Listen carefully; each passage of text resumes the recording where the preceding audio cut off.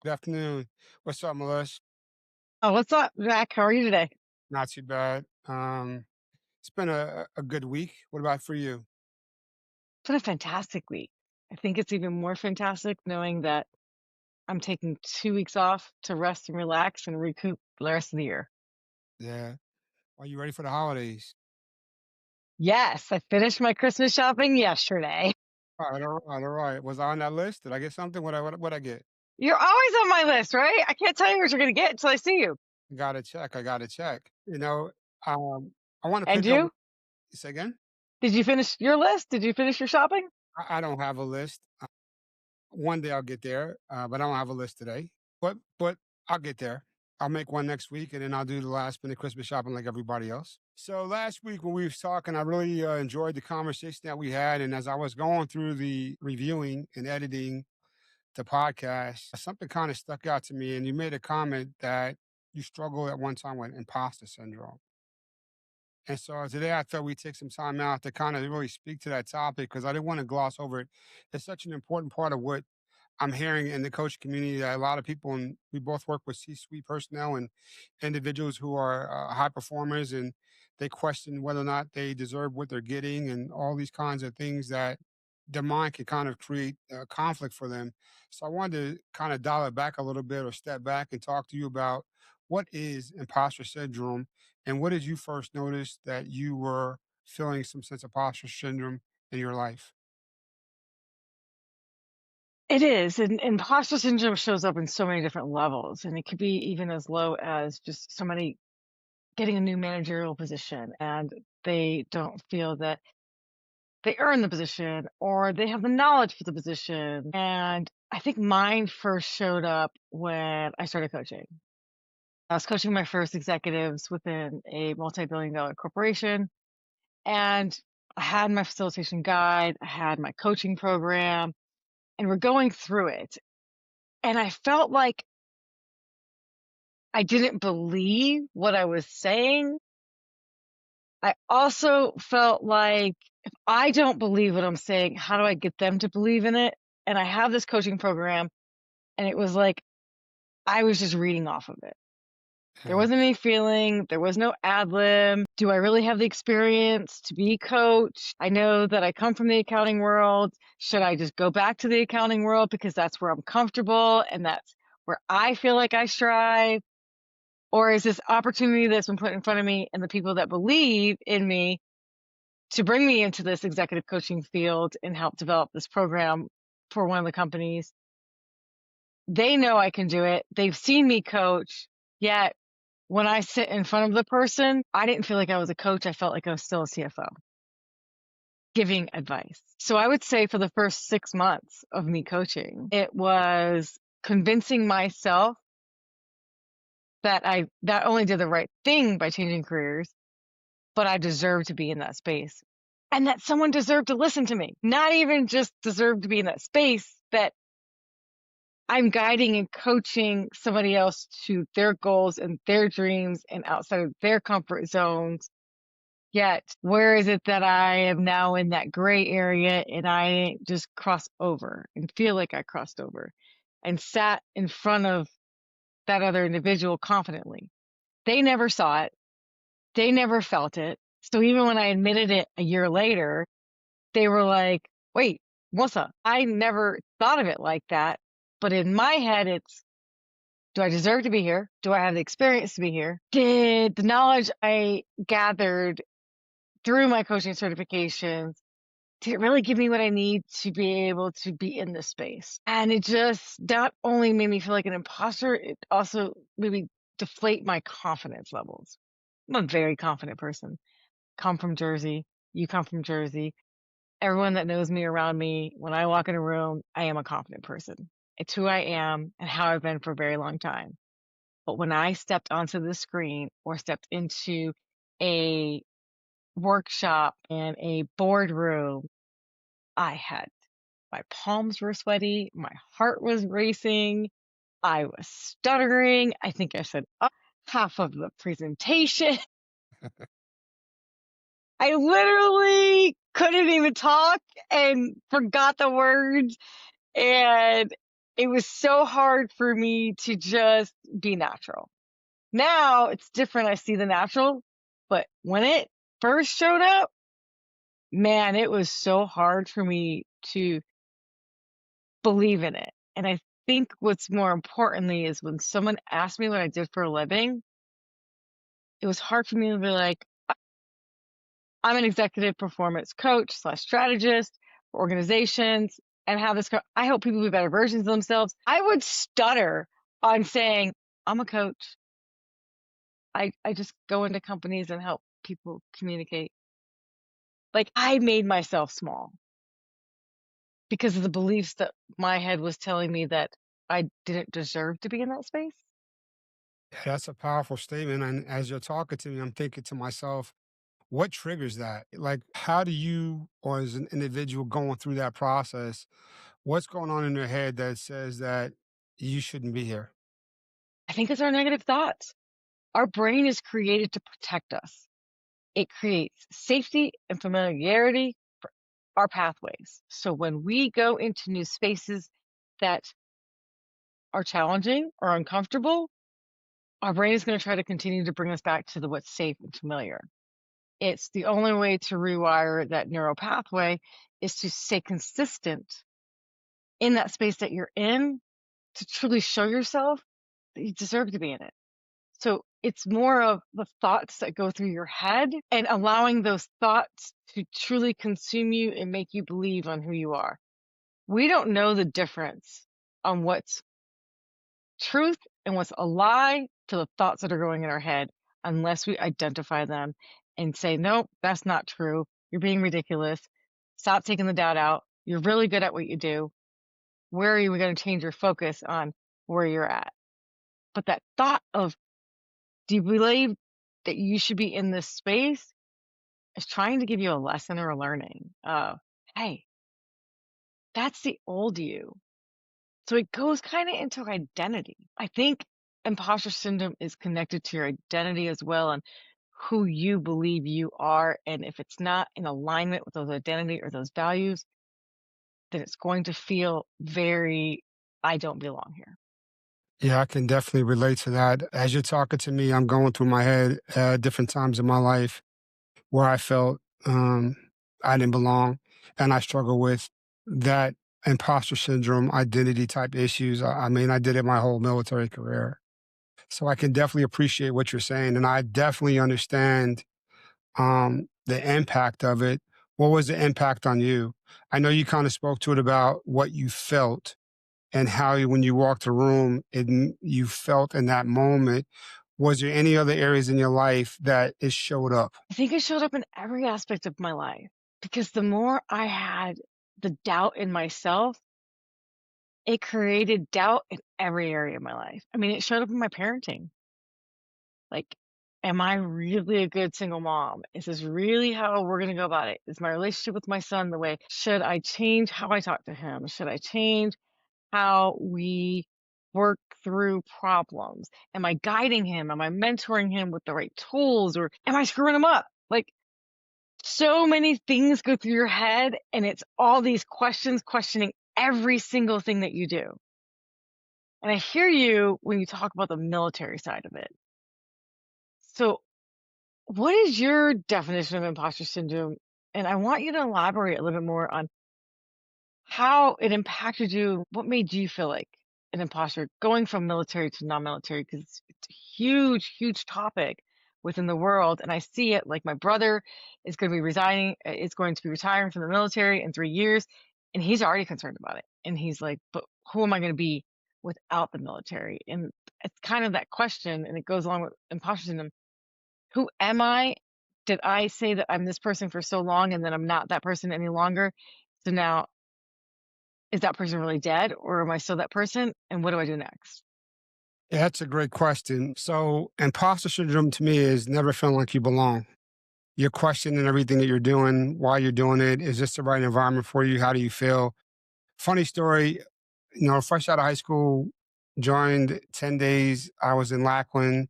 6 months later, I was in Keesler Air Force Base, Mississippi, at the air traffic control school. And I literally thought that the people that marshal with the the orange flashlights on the ramp controllers that marshal people in, I literally thought that was the air traffic controller, literally. And so when I got the basic training and I got to and left and went to Keesler, I showed up and took me to a control tower and a radar facility so that we could start our training. And I was like, oh my goodness. And then when they gave us the study material and they said, did you probably be here about 6 months to learn a craft or a skill? And that's just to get through the training to get into the field. And then you have to do a lot more training in the field. My mind was blowing. You talk about palms sweaty, butt cheeks tight, lips dry, and just not knowing. And then coming from New Jersey, I had a little bit of an accent, a little bit slur. And so for me, it was a whole nother world. And then you get put in these positions as a controller and you have to learn so much information, aircraft characteristics, runway length, just so much data came at you. And the best ones knew how to position themselves and knew how to study. Well, if you didn't have studying techniques and you didn't have that drive and ambition, you were in a world of trouble. And so I had to dodge and duck and maneuver throughout my whole career to overcome that. And that came with repetition, practice, and just learning how to navigate and learn how to be a better controller. That's what the challenge was for me. When I retired, I did not have the imposter syndrome the way I had when I came in the military. I had a different feeling, and it's a hard time to relate to civilians because they do things a lot differently. You got to remember, at 18 years old, I was indoctrinated into a system where structure and order and certain protocols were in place to protect you, to keep you safe and everyone else around you safe. When you get in the civilian world, it was a lot less structure and it was more a dog eat dog world from my perspective. And so those both worlds gave me two different perspectives of looking at imposter syndrome, but it really helped my ability to coach people and help them understand how to navigate that. That's quite powerful. So you talk about navigating it and coaching it. How do you specifically navigate and coach it? You understand first where the struggle is at. And the way my technique is, I try to get them to talk about what that challenge is. Where is it showing up in your life? And then I move them from where is it showing up to where do you want to go and how do you see your future self? So my technique is I'm going to take you through a series of questions to first start and understand where you're at, talk about what the limitations of being in that mindset is, and then talk about what you want. And then I want you to see yourself walking in that situation with the confidence and the ability to overcome it through different strategies. That takes a little bit of time. And the reason why I know that works is because that's the same practices I had to do in the military. I had to figure out, okay, the only way I'm going to get over this hump with imposter syndrome is put the repetitions in and training. So where most guys were picking up pretty quick, I wasn't picking up as quick. I didn't understand spatial recognition and things of that nature.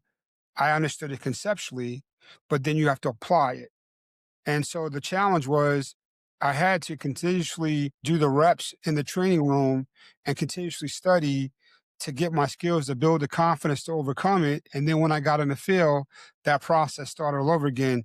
So for me, overcoming imposter syndrome was a never ending process. Even as we got promoted in the military, when you go from an airman to a sergeant, from a sergeant to a senior NCO, a senior non-commissioned officer, even in that situation, the imposter syndrome peaked back up because as you got promoted, you assume more rank. So if I got promoted on Friday, when I came back in on Monday, I was already elevated with more responsibilities commensurate with my rank.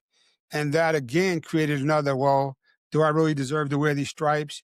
How do I know that I'm going to lead with a certain level of qualification? Everyone's coming to me for answers that didn't talk to me about these answers before. From the leadership side, if they come down and ask you a question as a senior NCO or non-commissioned officer, they expect you to know the information like the back of your hand. And so the demands increased. And so to me, it was a never ending process of imposter syndrome. It was a never ending process of learning how to navigate it. It was a never ending process of studying. It was a never ending process of trying to improve. for me, all of those challenges put me in a position to navigate the imposter syndrome. And to this day, sometimes even now, as a retiree, as an individual that has started his own business coaching, I still struggle with how much more information do I need to know to be the best coach that I can be. And the reality of it is, you'll never know enough, right? You'll never really understand. You really never maximize your knowledge level because there's always going to be an opportunity to grow. So that's my story about the imposter syndrome, and I see it show up in so many people. I do too, and you made a valid point. It's like every time you go up in a rank, you have a new position, so it causes the opportunity for imposter syndrome to creep back in. And I see it within executives and leadership, and it's those individuals that go from maybe being a cashier to now you're assistant general manager, or then you're a general manager, and then now you have a VP title, or now you have a C-suite title. But as you move up in your ranking within organizations, it's now you're in a new space. It's an uncomfortable space. Yeah, It's having to learn something new of what does this space entail? How do I be the best at what this space is entail? Because somebody else believed that you could be in that space. Before, you may have believed that you deserved to be in that space. yeah, and that brings me to another question. So, from your experience, when you're dealing with an executive, and let's say that they went from vice president to CEO, and now their responsibilities change, what kind of questions or thoughts about themselves does that produce that would create an imposter syndrome?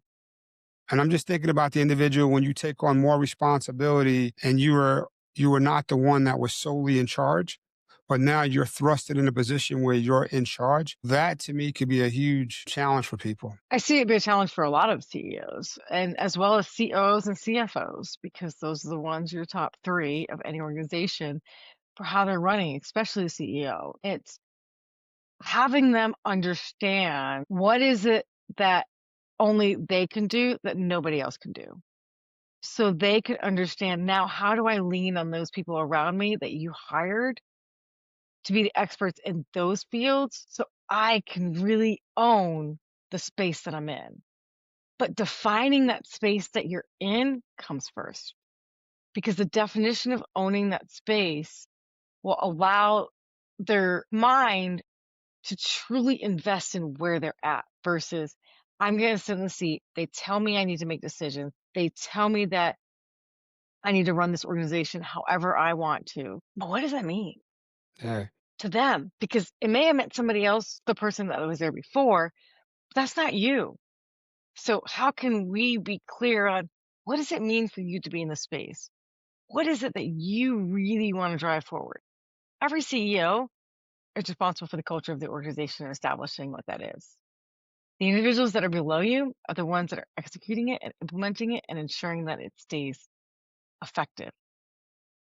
But the values and the culture and the vision comes from the CEO. So just because somebody else had their own culture, their own vision, doesn't mean that has to be yours. You can literally create this space like a new piece of artwork and create it to be what you believe that next level is going to be. Because that's why they bring in new CEOs, to bring it to a different level than it already has been this whole time. That other person brought it to where it needed to be. Now it needs to go to a new level. You're that person to bring it to a new level. And by identifying what your purpose and your goal is and your vision is, helps with that imposter syndrome, with those thoughts of, I don't belong in this seat. That's powerful. But I want to switch the narrative just a tad bit. You mentioned something early on. You said that when you became a single mom or parent, you had imposter syndrome. How does that show up? Right? I mean, I don't have any children, so I don't know. But how does that show up in that situation where you have imposter syndrome as a parent? Because now you're responsible for somebody else's life. And not only are you responsible for somebody else's life, you're responsible for molding their thoughts, because we get a lot of our thoughts, our values, our behaviors from our parents and what they teach us in the societal realm that we live in. Children, when they're underneath you, they're looking for me for guidance. They're looking for me for mentorship. Every single thing I do, they are mimicking me. So if I have a bad behavior, bad attitude, explosive, my child is going to grow up that way too, because that's what they know as normal and they don't know anything different.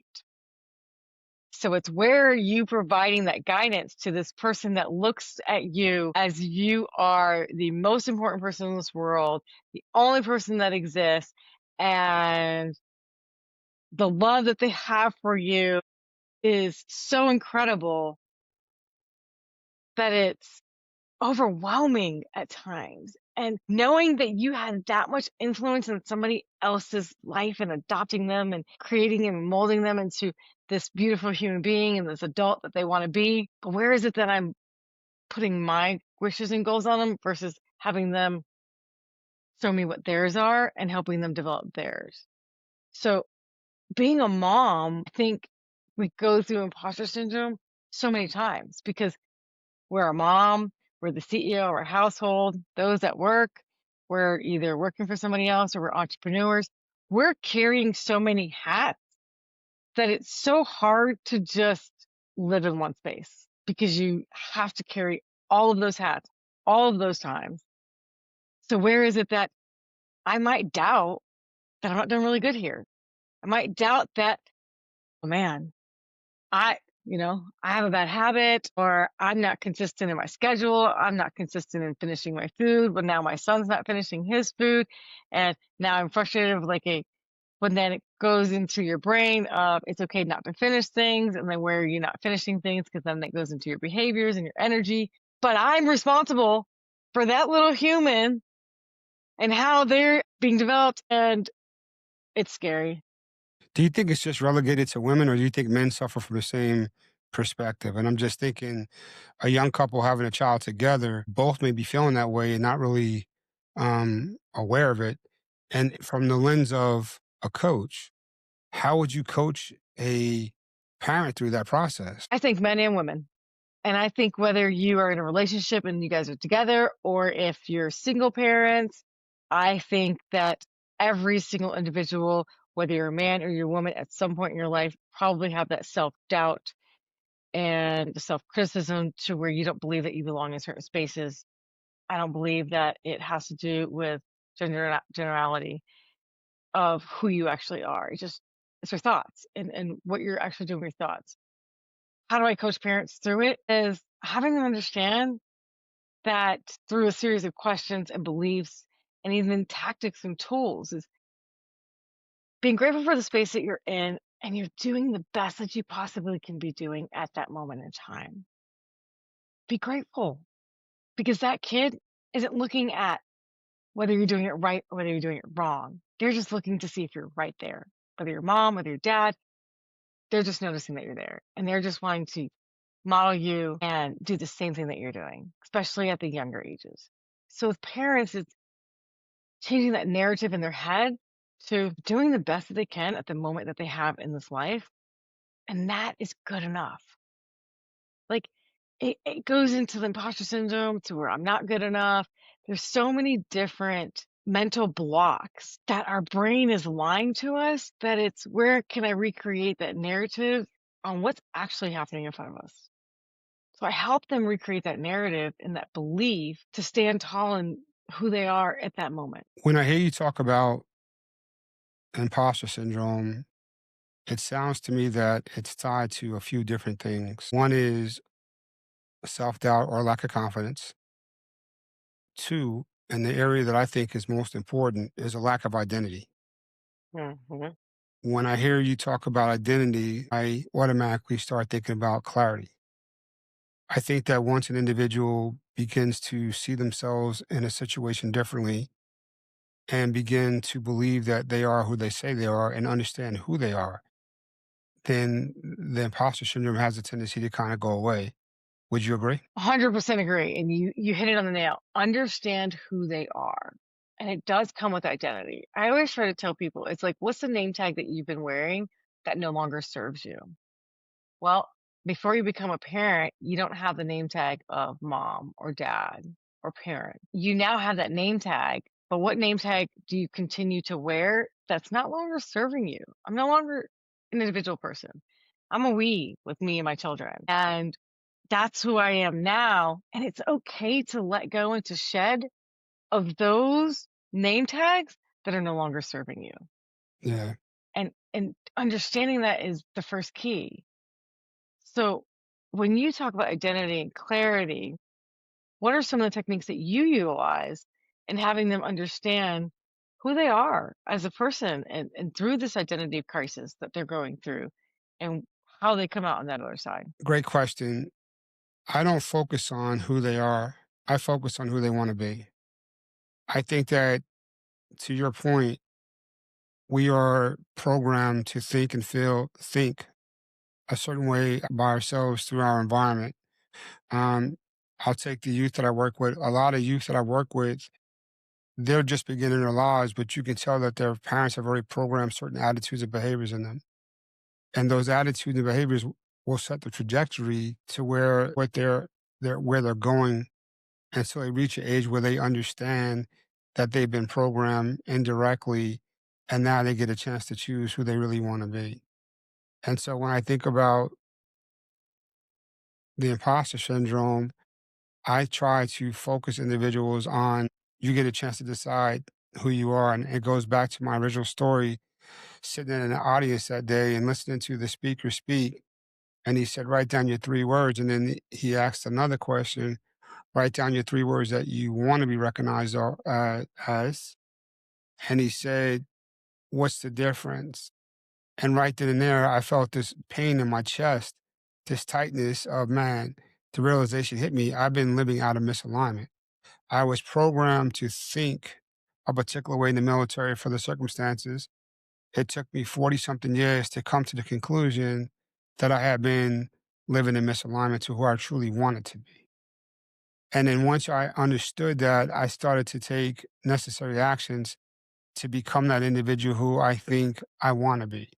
And even now, as I've evolved, you're talking 12 years ago, even as I've evolved, I'm still looking at other opportunities to improve and to figure out who I really want to be as I continue to mature in my age. And I think that it's a never ending process.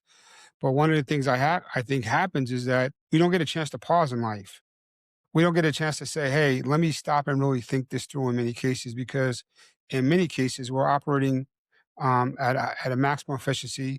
Life's gotten busier. We have all these things that are impacting us, all these challenges and circumstances and outside influences, that the question becomes, do we ever really stop and think about it? Well, in my coaching practice, one of the things that I do is help them stop and think about that situation and think about who they really want to be. Right? I mean, in the military, when I military, time on task, all these things that are made to get things done in an effective and efficient manner. But is that really life? Is that really, do you really need to be at that level all the time for for all the reasons? And what are the reasons? So I think that when we talk about imposter syndrome, I'm always going to go back to 2 basic principles that I really truly believe in. What is your identity? Who do you want to be? And once you get clear on that alone, that begins the changing journey. That begins the journey of, I don't have to believe that anymore, because now you get a chance to choose what you believe and what you don't believe. You get a chance to your point, your question was, what doesn't serve me anymore? Well, at 20 years old, that mentality served me. Mhm. It doesn't serve me anymore. Things are different for me now. Do I still have the same work ethic and same desires? Of course. All right. That's just me personally. It has nothing to do with the military. That's just me personally. But I think it's the idea that I had a chance in those moments to stop and pause and think that through. Wow, that's extremely powerful. Think And I about see it. the Times clarity in life, comes dude. in. Yeah, think of times in life do we get a chance to stop and pause. It's almost like the hamster on a wheel. Like, the hamster doesn't know he's on a wheel and he's running in circles. He's just running. And then until somebody stops the wheel, does he ever get off until he gets tired? So how many, regardless of where they're at in life and journey, their occupation and whatever the case may be, how many of them are on a hamster wheel running their race and have never stopped to pause, or never had anyone say, hey, stop and pause? Usually people stop and pause when they have tragic accidents, when it's a life changing position, their health is deteriorating. That's when we start pausing, like, what happened? Well, we didn't take a break. We didn't back up and ask the question, like, is this necessary?